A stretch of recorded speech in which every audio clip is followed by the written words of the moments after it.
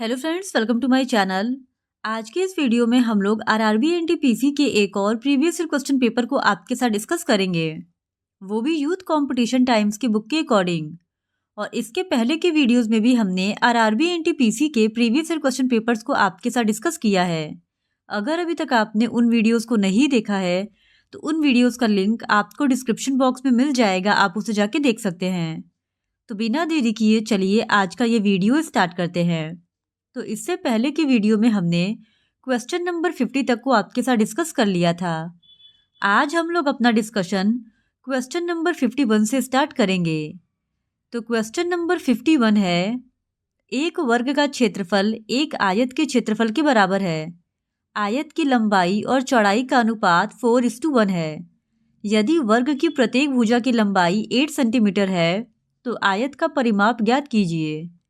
तो इस क्वेश्चन का सही जवाब है ऑप्शन ए 40 सेंटीमीटर। फिर क्वेश्चन नंबर 52, 21 छात्र एक पंक्ति में खड़े हैं।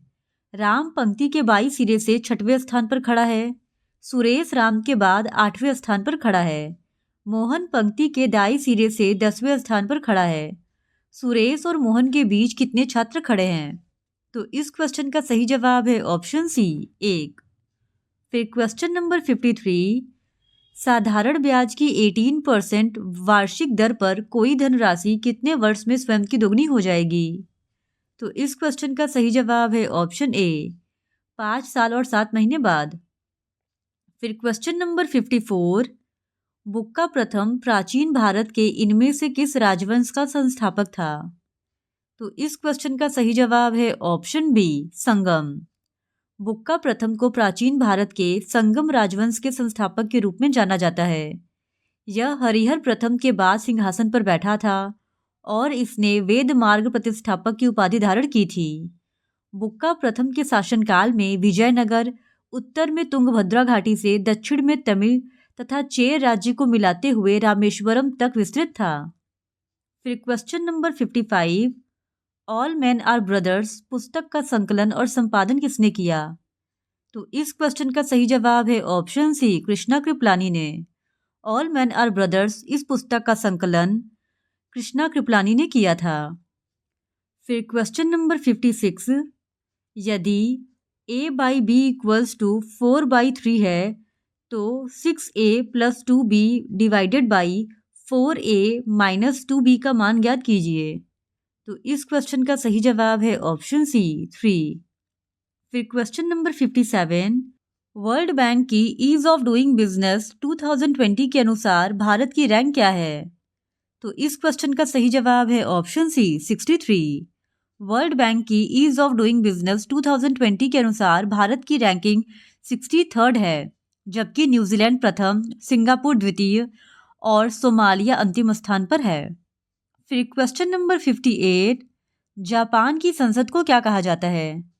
तो इस क्वेश्चन का सही जवाब है option be the national diet. Japan की संसद को द नेशनल डाइट कहा जाता है। वहीं डेनमार्क की संसद को फॉकेटिंग, ऑस्ट्रेलिया की संसद को संघीय पार्लियामेंट और नॉर्वे की संसद को स्टॉर्टिंग कहा जाता है। फिर क्वेश्चन नंबर 59, इंग्लिश चैनल और उत्तरी सागर को जोड़ने वाले प्रमुख जल डमरू मध्य का नाम बताइए। तो इस क्वेश्चन का सही जवाब है ऑप्शन ए डोवर जल डमरू मध्य। फिर क्वेश्चन नंबर 60, 1848 में लॉर्ड डलहौजी के कार्यकाल के दौरान लागू हुए सुधार का नाम बताइए। तो इस क्वेश्चन का सही जवाब है ऑप्शन सी वेबगत का सिद्धांत यानी doctrine of labs. Lord Dalhousie 1848 ईस्वी में गवर्नर जनरल के रूप में भारत आया था। वह शुरू से ही प्रत्यक्ष ब्रिटिश शासन को यथासंभव बड़े क्षेत्र में विस्तारित करने के लिए दृढ़ था। डलहौजी की नीति का अंतर्निहित उद्देश्य भारत में ब्रिटिश निर्यात का विस्तार करना था। लॉर्ड डलहौजी ने जिस प्रमुख नीति के माध्यम से अपनी विलय की नीति को लागू किया वह वेबगत का सिद्धांत कहलाता है।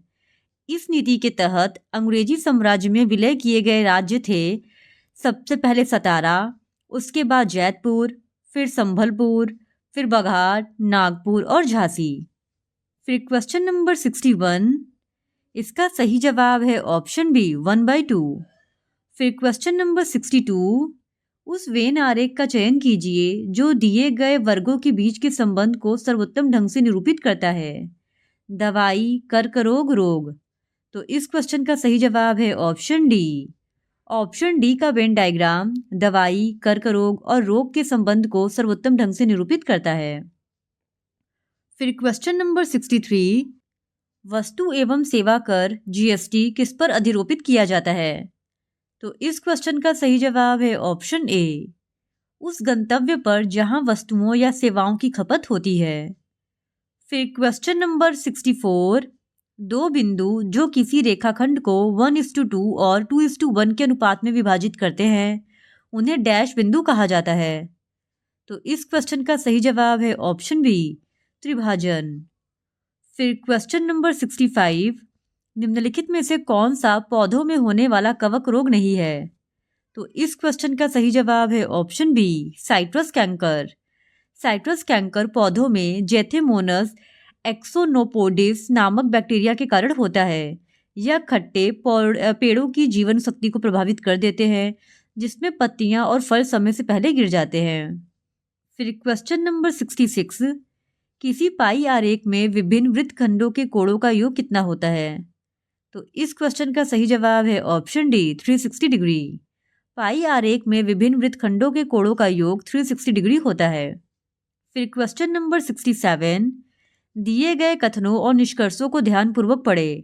कथनों में दी गई जानकारी को सत्य मानते हुए विचार करें, भले ही वह सामान्यतः ज्ञात तथ्यों से भिन्न प्रतीत होती हो, और बताएं कि दिए गए निष्कर्षों में से कौन से कथनों का तार्किक रूप से पालन करते हैं।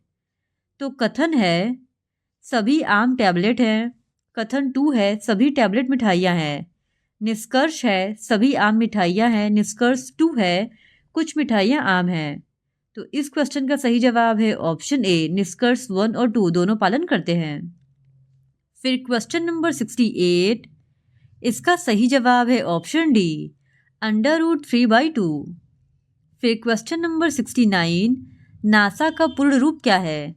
तो इस क्वेश्चन का सही जवाब है option A, national aeronautics and space administration. ये नासा का पूर्ण रूप है। फिर क्वेश्चन नंबर 70, एक कथन और उसके बाद 2 तर्क दिए गए हैं, बताए कि कौन से तर्क कथन के संबंध में पुष्ट हैं। कथन है, कक्षा 2 के पाठ्यक्रम में पहाड़े शामिल करना उचित नहीं है। तर्क है, कक्षा 2 के बच्चे गणितीय अवधारणा को समझने के लिए बहुत छोटे हैं। तर्क 2 है, इस तरह की जटिल अवधारणाओं को छोटे बच्चे पर लादने से उनमें विषय के प्रति भय उत्पन्न हो सकता है। तो इस क्वेश्चन का सही जवाब है ऑप्शन डी, तर्क 1 और 2 दोनों पुष्ट है।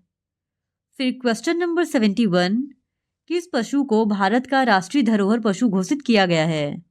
तो इस क्वेश्चन का सही जवाब है ऑप्शन बी, हाथी। अक्टूबर 2010 में हाथी को भारत सरकार ने भारत का राष्ट्रीय विरासत पशु घोषित किया था। हाथी एक शाकाहारी जीव है जो घने जंगलों से लेकर सवाना तक में मिलते हैं। देश में हाथियों की संख्या में आई कमी को दृष्टिगत रखते हुए भारत सरकार के पर्यावरण एवं वन मंत्रालय द्वारा 1992 ईस्वी में हाथी परियोजना शुरू की गई थी। फिर क्वेश्चन नंबर 72, प्रकाश संश्लेषण की दर किस रंग के प्रकाश में अधिकतम होती है? तो इस क्वेश्चन का सही जवाब है ऑप्शन सी, लाल। लाल रंग के प्रकाश में प्रकाश संश्लेषण की दर अधिकतम होती है और लाल रंग के बाद बैंगनी रंग के प्रकाश में यह क्रिया सबसे अधिक होती है।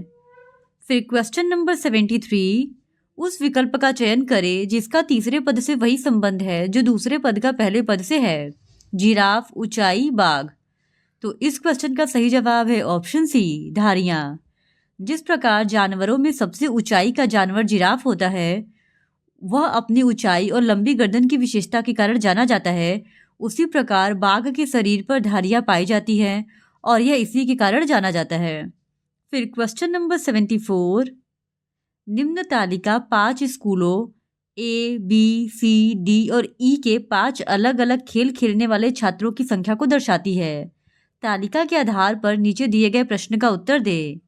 तो यहाँ पे एक टेबल दिया गया है और इस टेबल में 5 स्कूल्स हैं और उसमें 5 अलग अलग खेल खेलने वाले छात्रों की संख्या को दर्शाया गया है और यहीं से इस टेबल को देखकर कुछ क्वेश्चन पूछे गए हैं जिनको कि हमें सॉल्व करना है। तो क्वेश्चन है कि इस स्कूल में अधिकतम खेलों में भाग लेने वाले प्रतिभागियों की संख्या उच्चतम थी। तो इस क्वेश्चन का सही जवाब है ऑप्शन डी, स्कूल बी में। स्कूल बी में खेलों में भाग लेने वाले प्रतिभागियों की संख्या सबसे अधिक थी। फिर क्वेश्चन नंबर 75, निम्नलिखित में से कौन सा यूनेस्को का विश्व धरोहर स्थल नहीं है? तो इस क्वेश्चन का सही जवाब है ऑप्शन ए, चार मीनार। चार मीनार विश्व धरोहर स्थल यूनेस्को का नहीं है। फिर क्वेश्चन नंबर 76, दो संख्याओं का अनुपात 2:3 है। यदि प्रत्येक संख्या में 20 की वृद्धि की जाती है तो उनका अनुपात 3:4 हो जाता है। संख्याएं ज्ञात कीजिए। तो इस क्वेश्चन का सही जवाब है ऑप्शन डी, 40 और 60। फिर क्वेश्चन नंबर 77, डैश एक इलेक्ट्रॉनिक ट्रेडिंग पोर्टल है जो कृषि उत्पादों का एक एकीकृत राष्ट्रीय बाजार बनाने के लिए मौजूदा एपीएमसी मंडियों पर नेटवर्क तैयार करता है। तो इस क्वेश्चन का सही जवाब है ऑप्शन बी, इनाम। राष्ट्रीय कृषि बाजार या ई नैम भारत में कृषि वस्तुओं के लिए एक ऑनलाइन ट्रेडिंग प्लेटफॉर्म है जो बाजार, किसानों, व्यापारियों और खरीदारों को वस्तुओं के ऑनलाइन व्यापार की सुविधा प्रदान करता है। और ई नैम पोर्टल की शुरुआत केंद्र सरकार ने अप्रैल 2016 में किया था। फिर क्वेश्चन नंबर 78, इनमें से कौन सा भारतीय संचार उपग्रह रॉकेट में तीसरे चरण की खराबी के बाद कक्षा में पहुंचने में विफल रहा? तो इस क्वेश्चन का सही जवाब है ऑप्शन डी, GSAT-4। फिर क्वेश्चन नंबर 79, एक्स-रे की खोज किसने की थी? तो इस क्वेश्चन का सही जवाब है ऑप्शन ए, डब्ल्यू रंटजेन ने। डब्ल्यू रंटजेन ने एक्सरे की खोज की थी। वही मार्कोनी ने रेडियो संचार, हेनरी बकरेल ने रेडियोधर्मिता और न्यूटन ने गुरुत्वाकर्षण की खोज की थी। फिर क्वेश्चन नंबर 80, भारतीय रिजर्व बैंक ने डैश को आधार अवधि मानते हुए भुगतानों के डिजिटलीकरण के स्तर को रिकॉर्ड करने के लिए एक समग्र डिजिटल भुगतान सूचकांक निर्मित किया है। तो इस क्वेश्चन का सही जवाब है ऑप्शन बी, मार्च 2018 में। भारतीय रिजर्व बैंक द्वारा देश में डिजिटल या कैशलेस भुगतान की स्थिति के अध्ययन के लिए एक समग्र RBI डिजिटल भुगतान सूचकांक जारी किया गया है और इसमें आधार अवधि मार्च 2018 को माना गया है। फिर क्वेश्चन नंबर 81, डेटा प्रोसेसिंग में डैश शामिल नहीं होता है। तो इस क्वेश्चन का सही जवाब है option B, database installation. Data processing में डेटाबेस इंस्टॉलेशन शामिल नहीं होता है। डेटाबेस प्रोग्राम का पूरा कलेक्शन होता है जिसके द्वारा यूजर्स डेटाबेस को क्रिएट, डिलीट और मेंटेन कर सकते हैं। फिर क्वेश्चन नंबर 82, ऑस्ट्रेलिया विश्व भर के उन देशों में से एक है जहां त्वचा कैंसर के मामले और उससे होने वाली मृत्यु दर विश्व में सर्वाधिक है। यह मुख्य रूप से यूवी किरणों के संपर्क में आने के कारण होता है। इसके लिए इनमें से कौन सी यूवी किरणें जिम्मेदार है? तो इस क्वेश्चन का सही जवाब है ऑप्शन ए, UVB। ऑस्ट्रेलिया विश्व भर के उन देशों में से एक है जहां त्वचा कैंसर के मामले और उससे होने वाली मृत्यु दर विश्व में सर्वाधिक है। यह मुख्य रूप से सूर्य से आने वाली यूवी किरणों के संपर्क में आने के कारण होता है और इसके लिए UVB किरणें जिम्मेदार होती हैं। फिर क्वेश्चन नंबर 83, भारत के महान्यायवादी के संबंध में निम्नलिखित में से कौन सा कथन सत्य नहीं है? तो इस क्वेश्चन का सही जवाब है ऑप्शन सी, उन्हें संसद में मतदान का अधिकार होता है। यह कथन भारत के महान्यायवादी के संबंध में सही नहीं है क्योंकि भारत के महान्यायवादी को संसद में मतदान का अधिकार प्राप्त नहीं होता है।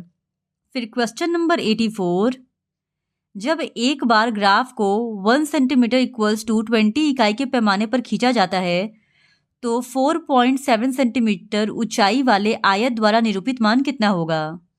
तो इस क्वेश्चन का सही जवाब है ऑप्शन बी, 94 यूनिट्स।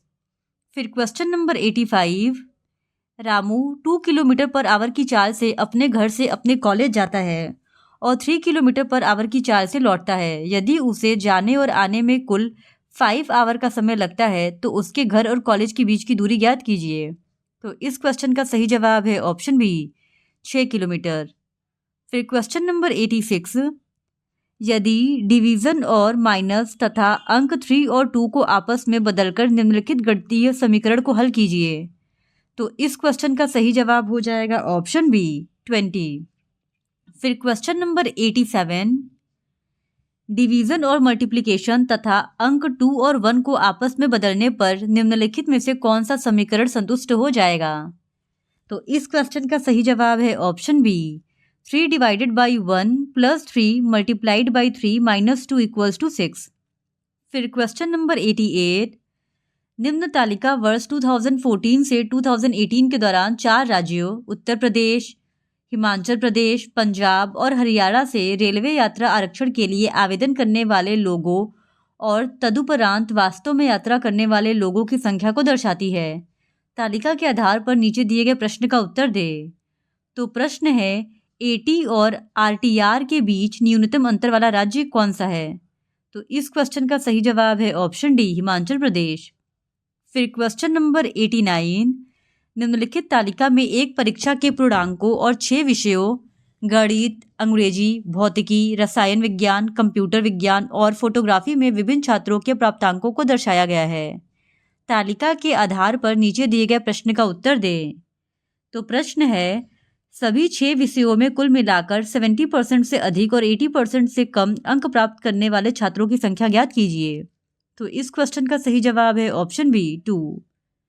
फिर क्वेश्चन नंबर 90, 4 शब्द दिए गए हैं जिनमें से 3 किसी तरह संगत है और एक असंगत है, असंगत का चयन करें।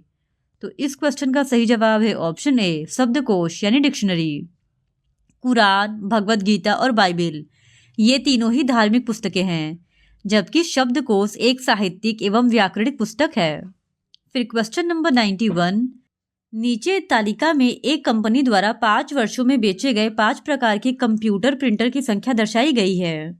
अब क्वेश्चन है, 2014 से 2018 के बीच बेचे गए L1100 प्रिंटरों की अधिकतम और न्यूनतम संख्या का अंतर ज्ञात कीजिए।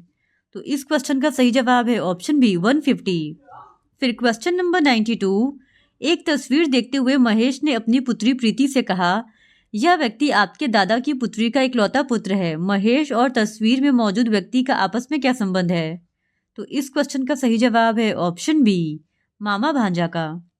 फिर क्वेश्चन नंबर 93, उस विकल्प का चयन करें जिसका तीसरे पद से वही संबंध है जो दूसरे पद का पहले पद से है। ऊन, स्वेटर, दूध। तो इस क्वेश्चन का सही जवाब है ऑप्शन ए दही। जिस प्रकार ऊन से स्वेटर बनाया जाता है उसी प्रकार दूध से दही बनाया जाता है। फिर क्वेश्चन नंबर 94, एक सूची में 50 लोगों को रैंक दिए गए हैं, जिसमें से एक रैंक केवल एक व्यक्ति को मिला है। मोहन को 23वां रैंक मिला है। इस सूची में संजय के नीचे केवल 18 खिलाड़ी है, तो मोहन और संजय के बीच में कितने खिलाड़ी हैं? तो इस क्वेश्चन का सही जवाब है ऑप्शन ए 8। फिर क्वेश्चन नंबर 95, किसी विशेष भाषा में सिट को RSHIST लिखा जाता है, गो को FGNO लिखा जाता है, पेन को OPDEMN लिखा जाता है, उसी भाषा में कप को कैसे लिखा जाएगा? तो इस क्वेश्चन का सही जवाब है ऑप्शन ए BCTUOP। फिर क्वेश्चन नंबर 96, 4 शब्द दिए गए हैं जिसमें से 3 किसी तरह से संगत है और एक असंगत है, असंगत का चयन करें। तो इस क्वेश्चन का सही जवाब है ऑप्शन सी कंघी। नेकटाई, शर्ट और कोट को व्यक्तियों के द्वारा पहना जाता है, जबकि कंघी द्वारा बालों को झाड़ा या संवारा जाता है। इसी वजह से ऑप्शन सी इस सवाल का सही जवाब है। फिर क्वेश्चन नंबर 97, एक तस्वीर की ओर इशारा करते हुए अतुल ने कहा, वह मेरे नाना की इकलौती पुत्री का पुत्र मनोज है। अतुल का मनोज से क्या संबंध है? तो इस क्वेश्चन का सही जवाब है ऑप्शन सी भाई। अतुल मनोज का भाई है। फिर क्वेश्चन नंबर 98, दिए गए कथन पर विचार करें और बताएं कि दी गई धारणाओं में से कौन सी कथन में निहित है। पर्यावरणविद का कहना, पर्यावरण में कार्बन डाइऑक्साइड का उच्च प्रतिशत अत्यधिक ग्रीन हाउस प्रभाव उत्पन्न करता है। धारणा है पर्यावरण में न्यूनतम कार्बन डाइऑक्साइड होना चाहिए। धारणा 2 है न्यूनतम ग्रीन हाउस प्रभाव को बनाए रखा जाना चाहिए। तो इस क्वेश्चन का सही जवाब है ऑप्शन सी, न तो धारणा 1 और न ही धारणा 2 निहित है। फिर क्वेश्चन नंबर 99, दिए गए कथन पर विचार करें और बताएं कि दी गई धारणाओं में से कौन सी कथन में निहित है। एक उत्पादन प्रबंधन द्वारा कथन, आपूर्ति किए गए कच्चे माल की गुणवत्ता औसत से कम है, इसलिए उत्पादन भी घटिया होगा। धारणा 1 है केवल अच्छी गुणवत्ता वाले कच्चा माल से ही गुणवत्तापूर्ण उत्पाद बनाए जा सकते हैं। धारणा 2 है, महंगे कच्चे माल से हमेशा अच्छी गुणवत्ता वाले उत्पाद तैयार किए जा सकते हैं। तो इस क्वेश्चन का सही जवाब है ऑप्शन सी, केवल धारणा 1 निहित है। फिर क्वेश्चन नंबर 100, एक विशेष कूट भाषा में 618293 को 517489 लिखा जाता है, उसी कूट भाषा में 437251 को कैसे लिखा जाएगा? तो इस क्वेश्चन का सही जवाब है ऑप्शन सी, 396441। तो इस तरह आज के इस वीडियो में हमने आरआरबी एनटीपीसी के एक और प्रीवियस ईयर क्वेश्चन पेपर को आपके साथ डिस्कस कर लिया है। और अगर आप आरआरबी एनटीपीसी के इसी तरह और भी प्रीवियस ईयर क्वेश्चन पेपर को देखना चाहते हैं तो please do subscribe to my channel and like this video. Thank you very much.